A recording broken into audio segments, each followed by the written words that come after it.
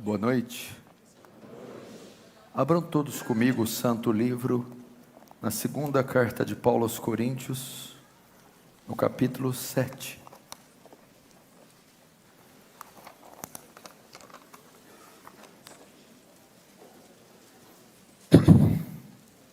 Segunda aos Coríntios 7.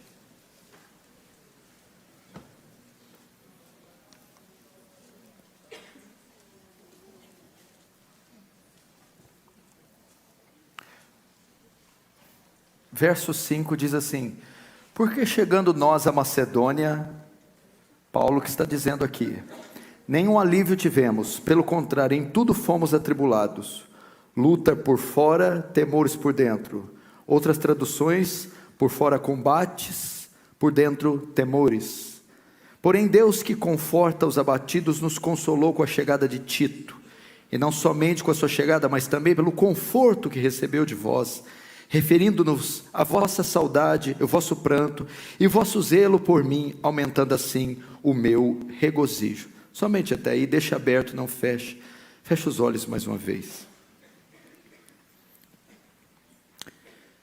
Pai Santo, diante de Ti nos colocamos mais essa noite, cônscios da nossa pequenez, da nossa debilidade, da nossa miserabilidade, da nossa ignorância, Senhor, cônscios da Sua majestade e da Sua glória.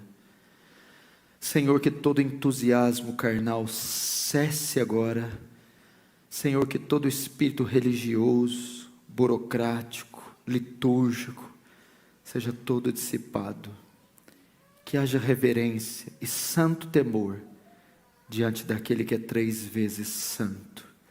Toma agora mentes e corações cativos à Tua palavra. Que não haja distração, cansaço, dispersão, mas todos se curvem diante do Seu nome e da Sua palavra.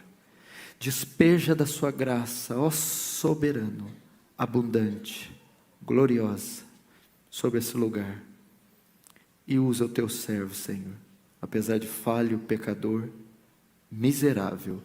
Não deixe que as minhas debilidades impeçam o Seu poder de agir e de operar. Faz Teu reino avançar, Senhor. Receba a glória para Si e nos conforma à imagem do Seu Filho, em nome de Jesus.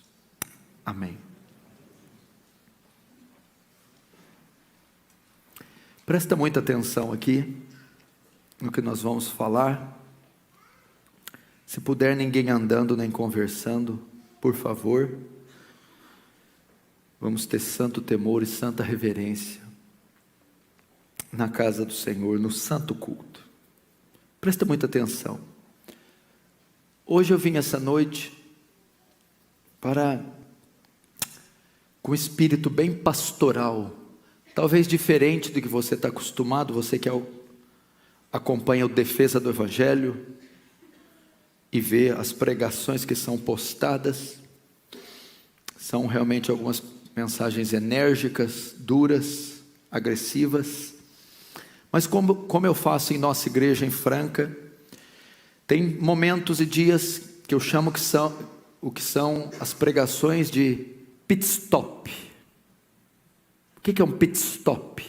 Esse termo é usado na corrida automobilística, onde os carros são submetidos a dezenas de voltas, e chega um determinado momento que o combustível acaba, o óleo, o pneu se desgasta, e esses carros têm que parar no box, para abastecer, fazer uma pequena manutenção. Isso é chamado pit stop. Às vezes nós precisamos de um pit stop. Às vezes a caminhada cristã, ela é cheia de obstáculos, lutas, adversidades, combates. Paulo dizia que combateu o bom combate. Paulo diz que a nossa luta, fala de luta, de guerra. E a caminhada cristã é repleta disso, uma longínqua jornada rumo a Canaã, rumo aos céus. Nós enfrentamos demônios, bestas, feras. Nós enfrentamos o poder do pecado, tenazmente nos assediando. Nós enfrentamos o velho homem, a nossa carne que se inclina para o mal. Nós enfrentamos esse mundo, e às vezes as guerras, as lutas são tão intensas, que assim como Paulo, viajando para Malta, aquele barco todo em tempestade se despedaça, e eles chegam todos vivos em Malta, porém chegam aos frangalhos, fracos, destruídos. E nesse período é necessário fazermos um pit stop.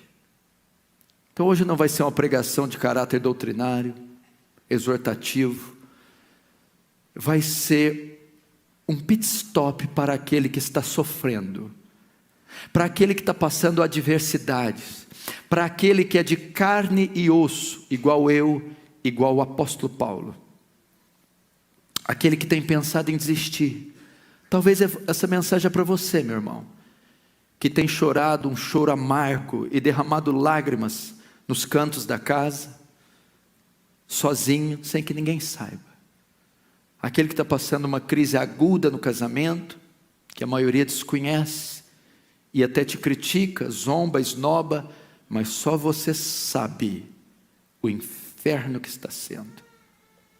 Talvez sejam filhos desviados nas drogas, perdidos em relacionamentos sujos, eu não sei.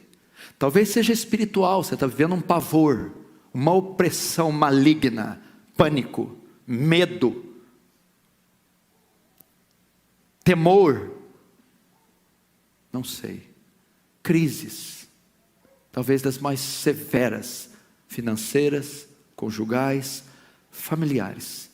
E você às vezes está orando: Senhor, até quando eu vou suportar isso? Uma crise existencial, um desejo de retroceder, desistir, jogar tudo para o ar. Quem sabe alguns pensando até em tirar a própria vida. O assédio é tão grande, a tentação é tão grande, a crise é tão grande, que você perdeu o controle, está prestes a sucumbir. Essa mensagem é para você, que às vezes sorri, glorifica a Deus, cumprimenta os irmãos como se nada tivesse acontecendo, mas sabe que no fundo, é desesperadora a sua situação.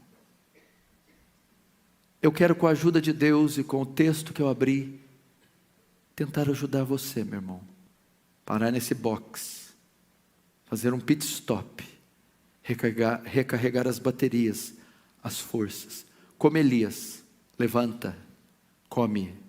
Por quê? Porque grande ainda é a sua jornada. Você não pode parar. Quantos não perecerão se você desistir? Quantos não morrerão? Quantos não dependem do teu trabalho, da tua oração, do teu ministério, do seu discipulado, para prosseguirem? Você deve continuar. Provavelmente o apóstolo Paulo, ele escreveu essa carta na cidade de Éfeso. Ele está na sua terceira viagem missionária. Se você lembrar, Paulo, quando veio a Cristo, ele dá início à sua evangelização em toda a bacia do Mediterrâneo.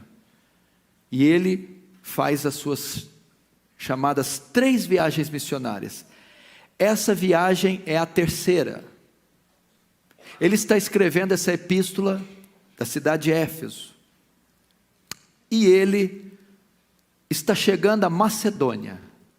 E Paulo está sofrendo uma crise muito grande. Muito grande. Ele está muito triste. Ele está muito abatido. Como nunca ficou, o apóstolo Paulo está caído emocionalmente, ferido. Ele está desencorajado, triste, sentindo muito só. Qual é o motivo? Ele escreveu a primeira epístola aos Coríntios, chamada da Epístola Severa. É uma epístola que Paulo pega muito pesado, e ele exorta severamente os coríntios. E ele recebe informações que os coríntios não gostaram, se arrepiaram, endureceram o coração, resistiram a Paulo, colocaram em dúvida o seu apostolado, e até ameaçaram botar Paulo para fora. E Paulo vai escrever a sua segunda epístola, essa segunda epístola, e ele deseja encontrar Tito, porque Tito estava na igreja de Corinto, e tinha notícias dele, a respeito dele.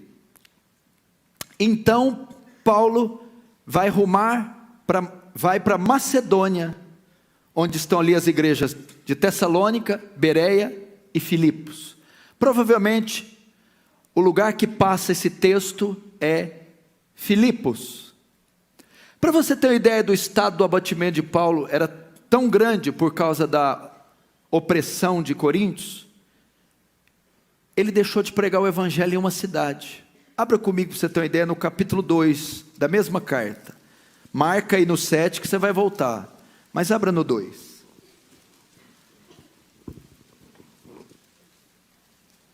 Segundo aos Coríntios 2, verso 12 e 13. Olha só.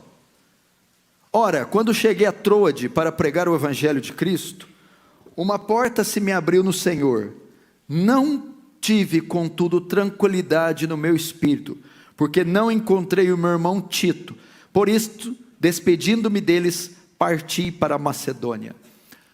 Vejam só, preste atenção. Antes de chegar na Macedônia, que é o que se passa no capítulo 7, uma porta se abriu para Paulo em Troade para pregar. Deixa eu te dizer quem era Paulo: o maior evangelista que já pisou nessa terra, o maior ganhador de almas que o mundo já conheceu. Paulo jamais perdeu uma oportunidade sequer. Agora o estado de angústia de Paulo era tão grande, a agonia, a crise que ele está vivendo era tão grande, que uma porta do evangelho se abre na cidade de Troade para pregar. Sabe o que Paulo faz? Desiste. O texto diz que ele não teve tranquilidade no espírito, porque ele não encontrou Tito. Tito tinha as notícias de Corinto.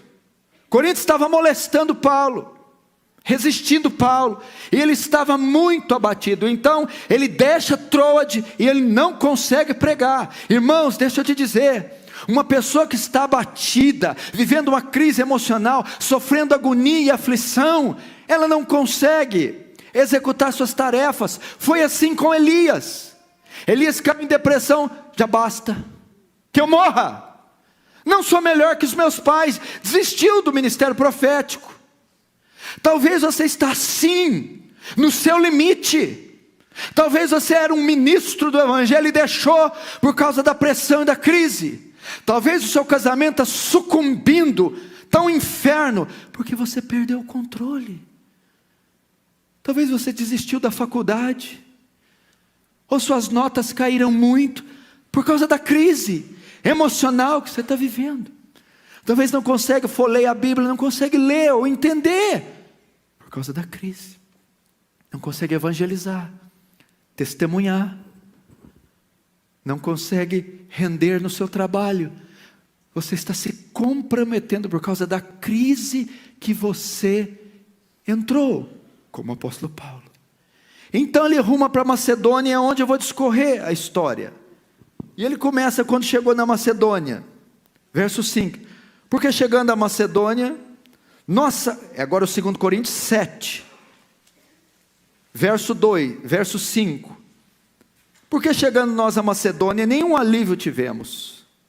Pelo contrário, em tudo fomos atribulados. Na versão que eu escolhi, nossa carne não teve repouso algum. Quando chegamos à Macedônia, nossa carne não teve repouso algum. Presta atenção. Paulo já estava nesse estado e chega na Macedônia. Quando ele chega, e a obra dele consistia em evangelizar, O que ele diz? Nossa carne não teve repouso nenhum. Como não bastasse a aflição pela rejeição dos coríntios, agora a nossa carne. Carne aqui fala do corpo, o físico. Paulo estava chegando à exaustão. Paulo estava exausto. A carne não teve repouso algum. O homem já estava oprimido, machucado, deprimido, solitário, triste, e agora luta com a exaustão do corpo, trabalho, estresse, perseguição, sofrimento, insônia, dores de cabeça, dores intestinais. A nossa carne não teve repouso algum. Talvez é o retrato, o seu retrato, os combates da vida. As lutas numa cidade como São Paulo, metrô, ônibus, o estresse do trânsito, o estresse da cobrança profissional, cobrança familiar, os filhos, o colégio, o ministério, o plantio de igrejas, o ir, o vir, o trabalhar, isso está estressando você. Quando chegamos, nossa carne, nosso corpo, nosso esqueleto, músculos, nervos, não tem descanso. Talvez é o seu quadro.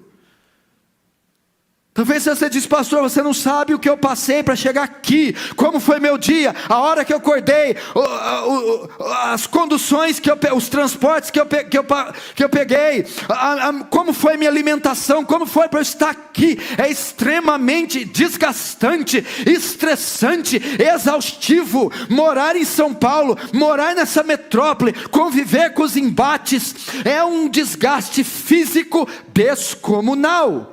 Além de tudo, eu tenho que orar, eu tenho que ler as escrituras, frequentar os cultos, me guardar do pecado, eu lutar. É um combate devastador. Esse era o quadro de Paulo. Talvez é o seu. Talvez o seu problema em âmbito físico, e não vamos diminuir ele. Não é uma tentação, não é um demônio, não é físico. Eu não vou diminuir, o homem é feito de espírito e corpo.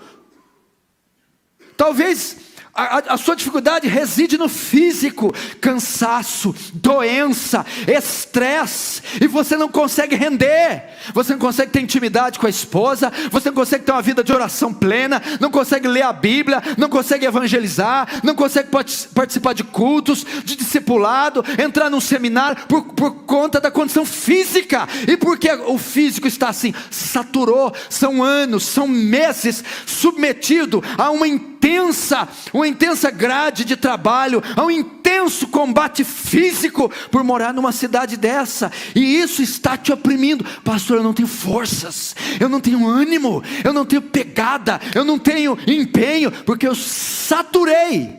Nossa carne não teve alívio nenhum. Talvez você que está me assistindo, o seu problema reside no físico. Talvez não é nem só por causa dos combates, são doenças. Você é diabético, você tem complicações nervosas, musculares, complicações no seu corpo, doenças que te debilitam e fazem você a mulher que você é, o homem que você é. Ou talvez a idade já chegou e você teve um histórico tão intenso que deixou o seu físico esgotado. Nossa carne não teve repouso algum físico. Antes, ele continua, em tudo fomos atribulados. Ele diz assim, como se não bastasse, eu desisti de Troade, porque eu estou extremamente molestado pelos coríntios. Ao chegar na Macedônia, eu não tive descanso nenhum, pelo contrário, em tudo fui atribulado, sofri lá tremendas adversidades, conflitos, problemas. Paulo estava vindo de um histórico de cansaço e perseguição, e quando chega, ele não teve moleza, pelo contrário, em tudo foi atribulado. Irmãos, talvez é isso. Para onde você corre problemas, Talvez você não está tendo aqui um lugar de repouso. A ideia é que Paulo procurou um refúgio, um templo para descansar, para se guardar, e o que ele encontrou foi a adversidade.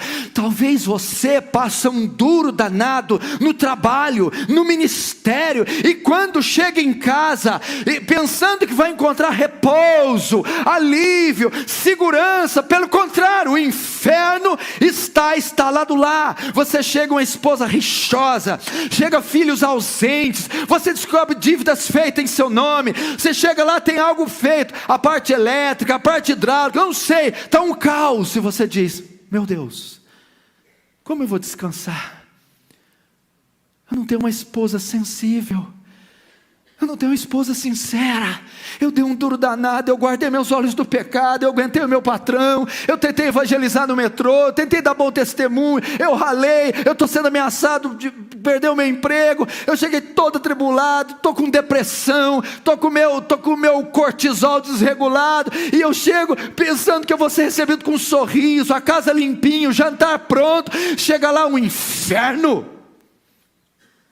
Más notícias: filhos nas drogas, o outro foi preso em flagrante, a outra saiu, está grávida com 15 anos, o aluguel venceu, a energia elétrica está cortada. Eu sei que alguns fazem gato, mas isso é pecado, arrependa-se. Aleluia, aleluia. Lá na Aliança do Calvário, 3 meses sem ceia, meu filho. Gato na internet, vai gato em tudo, né? Uma gataiada que eu... E eu sei porque você está rindo, porque eu estou falando de você, porque na tua casa você chora, não é isso? Você espera encontrar uma mulher doce, um marido doce, chega lá aquele cara fedendo CC, com aquela unha encravada amarela, assistindo Palmeiras e Corinthians, comendo torresmo com cerveja. Quem que merece um cão desse?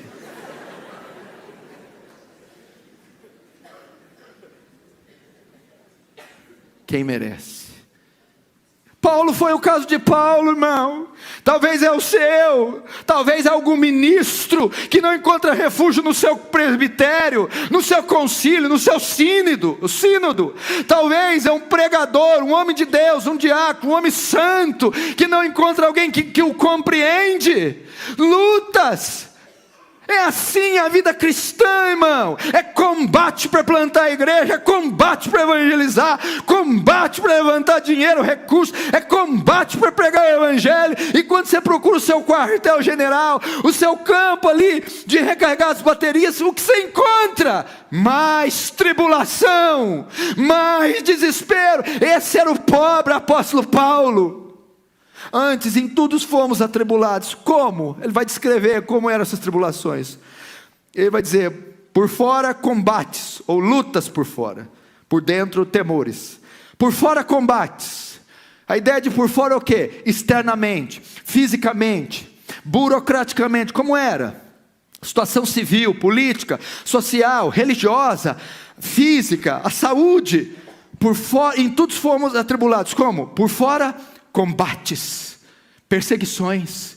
Eu mal cheguei, estão me perseguindo. Olha, esse paroleiro chegou aí, veta ele, impede ele de pregar. Perseguições dos judeus, chamavam de traidor. O traidor chegou, aquele que prega contra a Torá, contra Moisés. Então ele recebeu a forte perseguição dos judeus, os judaizantes da circuncisão. Esses não eram os judeus, eram os que se diziam convertidos, mas obrigavam os cristãos a guardar a lei, a circuncidar. Perseguiram Paulo. Os pagãos também. Por quê? Porque Paulo, onde ele chegava e pregava o evangelho, as pessoas se convertiam, como no caso de Demétrio, o artífice, que ganhava lucros fazendo nichos da deusa Diana, estátuas. E quando eles começavam a se converter, essas pessoas paravam de comprar ídolos, imagens, e o comércio mexia. Então os pagãos ficavam furiosos, ímpios, os gentios. Então toda essa turma começou a perseguir a Paulo.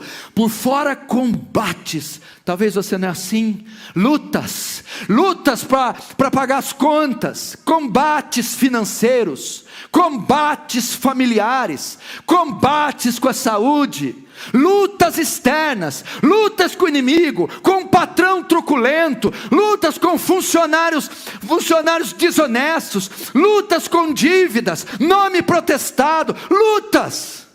Por fora, combates.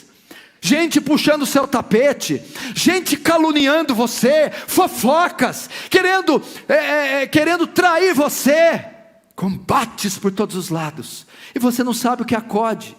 Lutas para prestar uma prova para o vestibular, sustentar a casa, trazer mantimento, provisão, lutas de todos os modos, de todas as formas, perseguições também, gente que oprime, você está mudando de igreja, você quer ser mais santo do que nós, você é um tal de reformador, e isso, calúnia, difamação, querem você, fizeram motim, conspiram contra você, oprimem você, caluniam você em redes sociais, por fora combates. Esse era o estado de Paulo. E por dentro temores por dentro. Então imagina, toda essa luta externa, problema com filhos, problema com drogas, problema com conta, com dívida, com sino, com pastorado, com plantar igreja, com missões. Imagina o homem imagina o estresse que é submetido. Paulo era apedrejado em Listra, Paulo foi jogado fora da cidade, dado como morto. Imagina esse homem com cãibra, esse homem com lesão muscular, fratura exposta, cheio de chaga, enfermidade, perseguição, dormindo como moribundo, escondido, toda essa moléstia, com dificuldade financeira, passando fome. Pode ser o retrato seu. E por dentro, temores. Que isso? Angústia, medo, depressão, pânico, pavor, aflição, a morosidade dos coríntios, o ódio. Imagina como é que fica para a cabeça. Mas eu não sou o apóstolo mais santo, o escolhido, o homem de Deus. Por que ninguém me ama? Por que eles querem minha morte? Por que o Senhor faz isso comigo? Onde está a provisão dEle? Onde estão as promessas? Por que eu larguei tudo para estar aqui e sofro tanto? Meu irmão, são os conflitos internos que você passa. Vale a pena tudo isso? Vale a pena largar tudo para ser crente? Vale a pena largar minha igreja, que eu vivi tantos anos, mas que está equivocada doutrinariamente, e ir para outra? É assim, pânico. Será que eu vou conseguir? Será que eu sou salvo? Será que eu vou para o céu? Por que meus filhos fizeram isso? Por que minha esposa não confia em mim? Por que meu marido é assim? Pavor, pânico. Por fora combates, por dentro temores.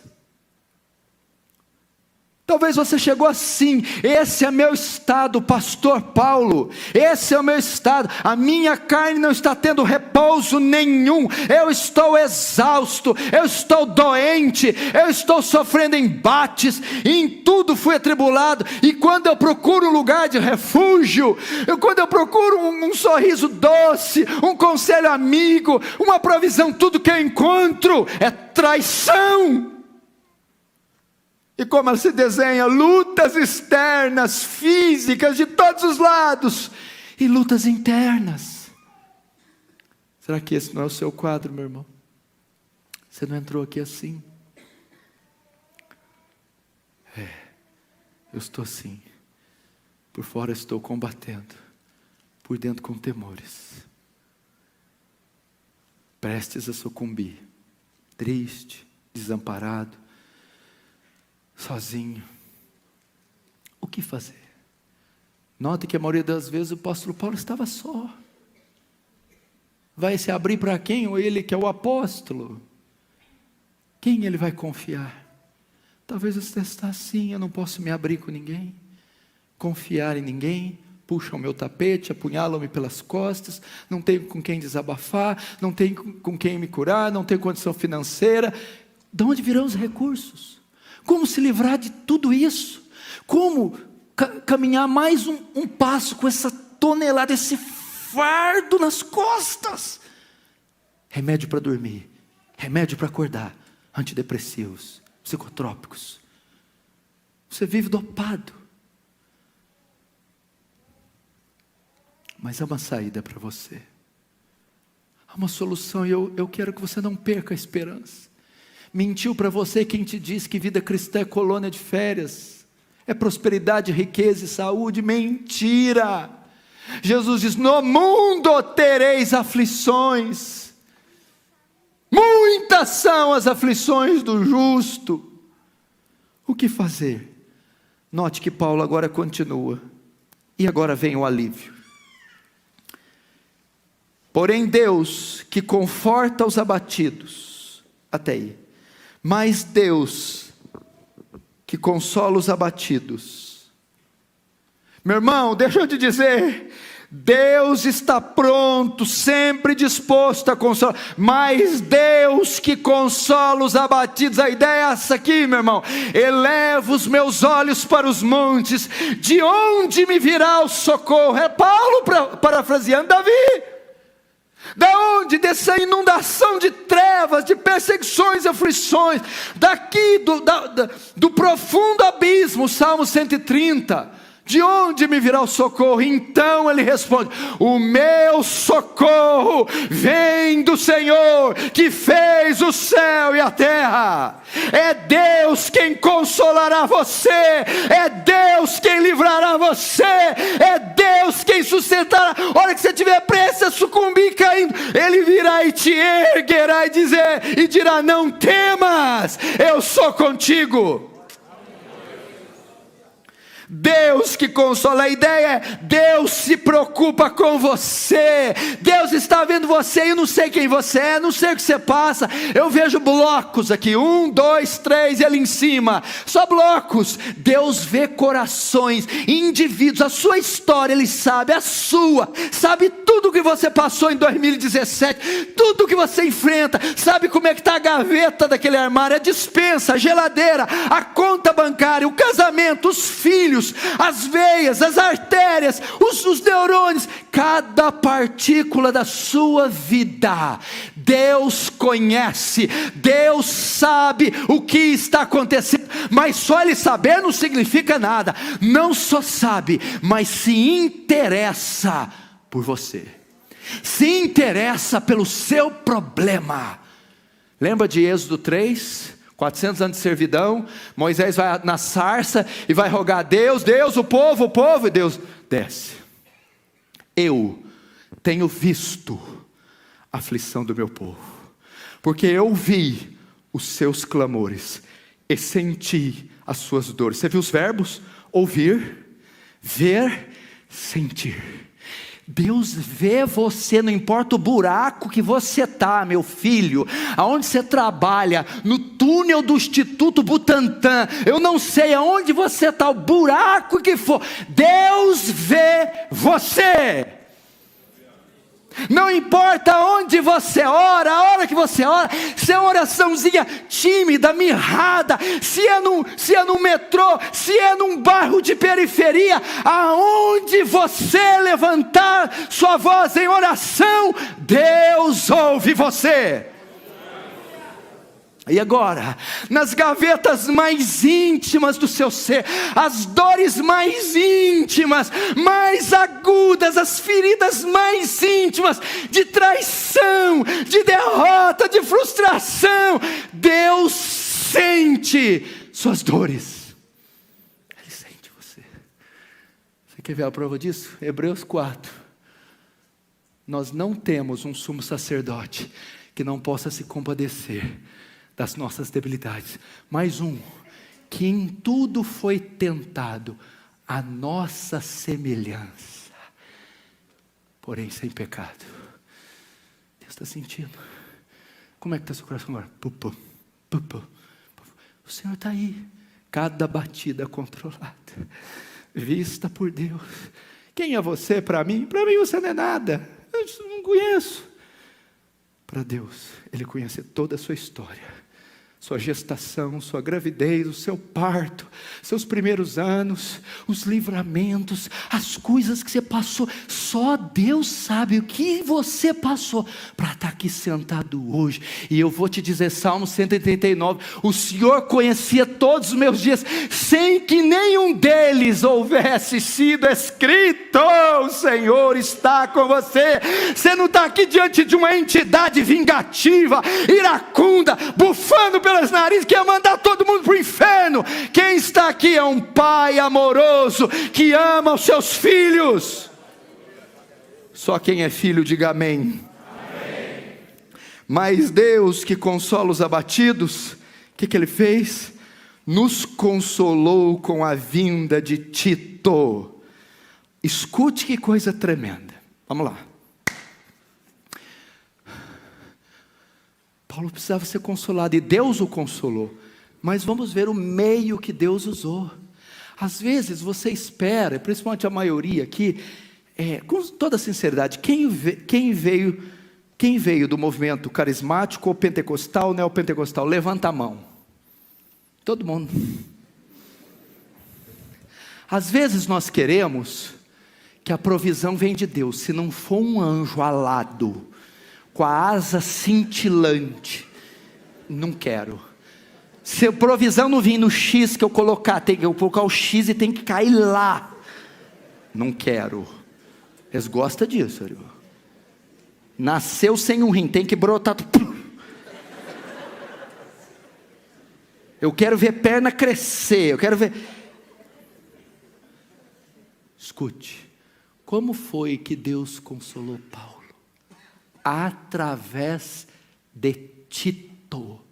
Muitas vezes a providência, o livramento, o milagre e o consolo não virá diretamente de Deus, mas Deus usará a vida de irmãos em Cristo, pastores, presbíteros, a esposa, o marido, os filhos, e eles trarão o consolo, o recurso, a providência.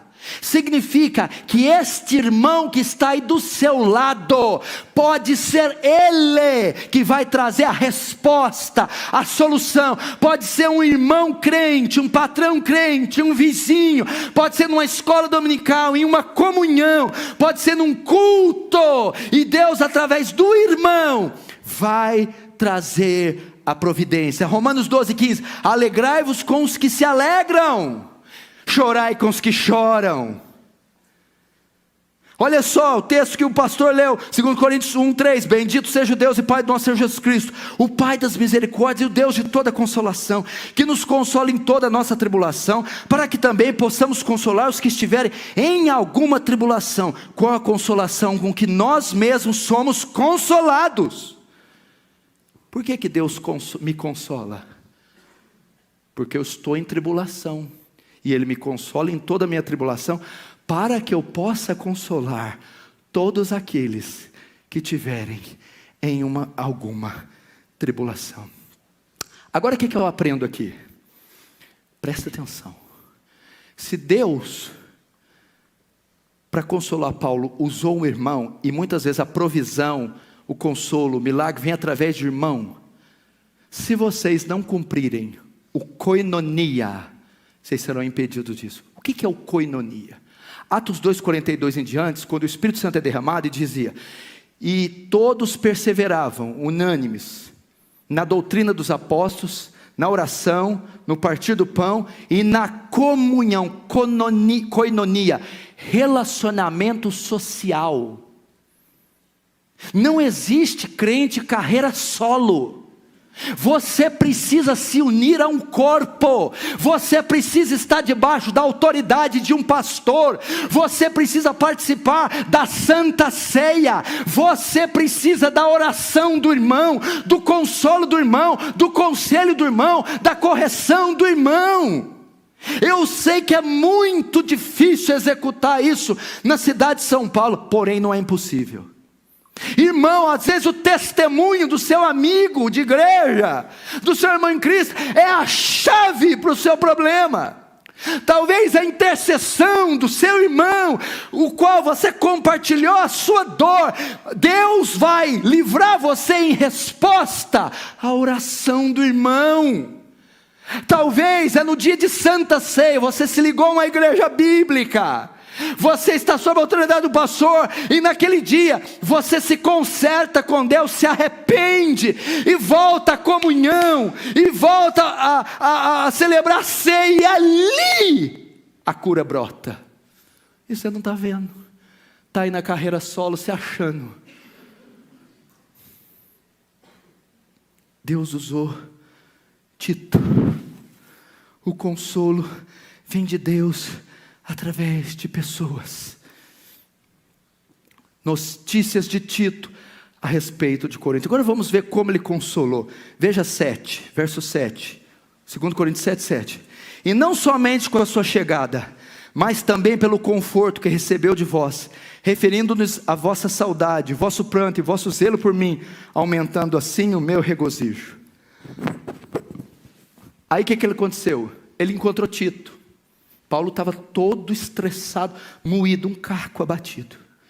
Tito vinha de Corinto, da igreja dos coríntios, vinha trazer notícias, porque primeiro Paulo soube que eles estavam molestando Paulo, rejeitando Paulo, endurecendo por causa da primeira epístola. Paulo então vai escrever a segunda, e Tito vem trazer informação. Paulo está ávido para ver Tito, e Tito vem o quê? Dizer o quê? Veja só, a provisão não é só mandar o irmão, ok? É igual o pastor Rival, a provisão não é só mandar os patrocinadores, tem que mandar o dinheiro também, não adianta nada. Pastor, estou aqui, quanto você tem? Não tem nada. Ué, meu filho, eu digo no caso da obra. Tito não só chegou, e aí Tito, e aí Paulo, tudo bem? Tudo bem? Não, cadê a provisão, Tito? Cadê o antídoto? Cadê a cura, Tito? Cadê o milagre, Tito? O que seria? Eu quero a informação de Corinto. Tito chega, Paulo, fique tranquilo, os coríntios se arrependeram do mal que disseram, eles estão quebrantados, eles exageraram, eles foram rebeldes, obstinados em tratar você assim. Agora eles se retrataram, eles estão dizendo que estão com saudade de você, querem te ver, receberam sim suas duras correções. Está tudo bem, Paulo. Como foi que Paulo foi consolado? Através de Tito. E de que forma? Pelas notícias de Tito. Irmãos, essa noite eu vim como um Tito aqui para você, meu irmão. Eu vim dizer para você, não temas. Eu vim dizer, não está tudo perdido. Eu vim dizer, não desista. Eu vim dizer, se entregue a um corpo. Eu vim dizer, se associe a uma igreja bíblica, participe da comunhão, saia com os irmãos, divida os fardos com os irmãos. Assim você terá o consolo. Você terá o consolo. Deus está dizendo isso a nós através da sua palavra. Eu vim aqui te dizer boas notícias. Você está sofrendo? Esta não é a última palavra. Você está com uma crise? Pois você está diante do Deus das crises, o Deus que é mais poderoso que qualquer crise. Olha essa frase do próprio Paulo, escute, 2 Timóteo capítulo 4, aflições e perseguições tais quais eu sofri em Icônio, Listra e Antioquia, quantas tribulações sofri, mas o Senhor me livrou de todas elas. Muitas são as aflições do justo, mas o Senhor de todas nos livra. Não é assim? No mundo tereis aflições, mas tem de bom ânimo, tem de bom ânimo, tem de bom ânimo. O que Jesus está dizendo? Erga-se, levante-se, não recue, não volte, porque eu venci o mundo. Mas e daí que o Senhor venceu o mundo? Vós vencereis. Como Paulo, em todas essas coisas somos mais que vencedores. Oh, meu irmão, posso todas as coisas naquele que me fortalece. Sei ter em abundância, sei estar abatido, em tudo tenho sido instruído, tanto a ter fome quanto a ter abundância, tanto a ter fartura como a padecer necessidade. Então posso todas as coisas naquele que me fortalece. Esse versículo quer dizer que você pode ter uma Ferrari, pode ter uma BMW, você pode casar com a gaúcha de olho azul, não é isso não. Está querendo dizer assim, eu posso suportar a provação, eu posso suportar os combates, eu posso suportar os temores, porque Cristo é quem me fortalece. Meu irmão, você entrou aqui abatido, desencorajado, triste, eu vou dizer, Cristo te fortalece, o Senhor está aqui para te fortalecer, te erguer, te estender a mão. I have good news for you. Tenho boas notícias para você. Eu como um Tito, irmão, talvez seja esse irmão, dá uma olhada, vê se você tem cara de Tito. Ô Tita.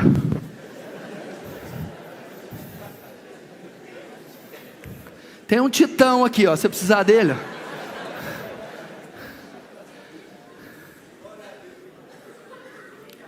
É assim que Deus consola os irmãos. Agora eu termino com essa aqui. Escuta esta, pastor. Como que Deus consola os abatidos? Paulo está lá, borocochô. Deus envia Tito. Como que Tito consola? Com a boa notícia.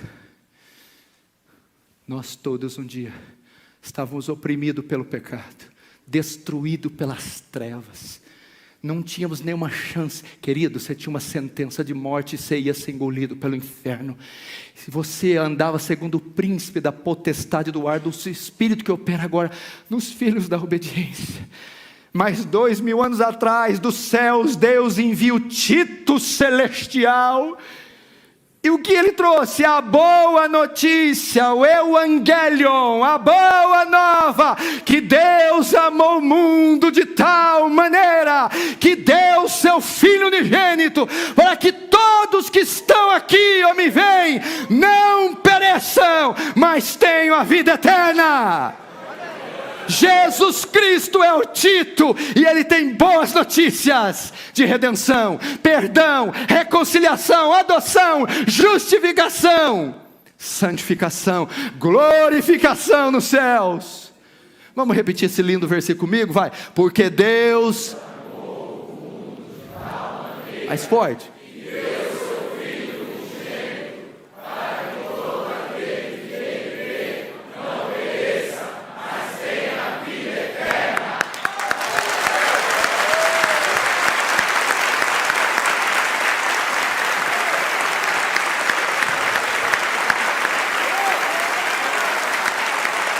Glória a Deus.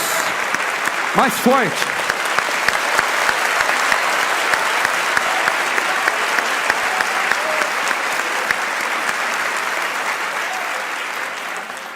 Se essa boa notícia não servir para curar você, filho, só Bezetacil.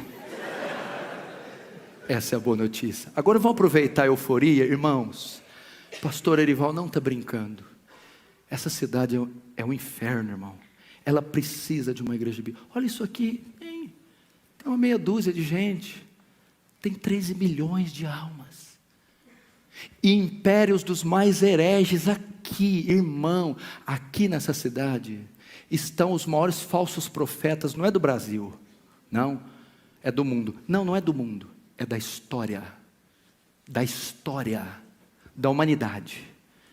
Você não pode ficar assistindo esses homens tragarem esses rebanhos inteiros, enviá-los para o inferno e não fazer nada. Se você tem condição financeira de ajudar, ajude. Se você não tem, ore para Deus enviar quem ajude. Montar um templo aqui de 4.000 pessoas sentadas para pregar o evangelho bíblico vai ser um marco no estado de São Paulo. Nós não temos uma igreja bíblica histórica reformada desse porte quase que em lugar nenhum do país, quanto mais aqui. Quem sabe através desse projeto que Deus pôs no coração do pastor Ival, um avivamento não vê sobre São Paulo, e todas as camadas dessa sociedade sejam afetadas, e você não seja o obreiro, o evangelista, o pregador, que vai participar desta obra. Compre essa batalha, compre esse projeto, nem que for de joelhos. Amém? Feche os seus olhos, vamos orar. Se você está em família, dê as mãos, abrace a esposa, filhos, marido. Senhor Jesus, Muito obrigado pelo consolo que trouxe aos irmãos. O Tito celestial desceu dos céus para trazer a boa nova de salvação. Não temas, eu sou contigo. Todo aquele que está sofrendo, desamparado, angustiado, passando coisas que a maioria desconhece, estende a tua mão e toca no ponto nevrálgico do problema. Mostra para esse homem, essa mulher, esse jovem, a tua fidelidade. E que aqueles que depositam em ti a fé e a esperança não serão confundidos. Em nome de Jesus. Amém.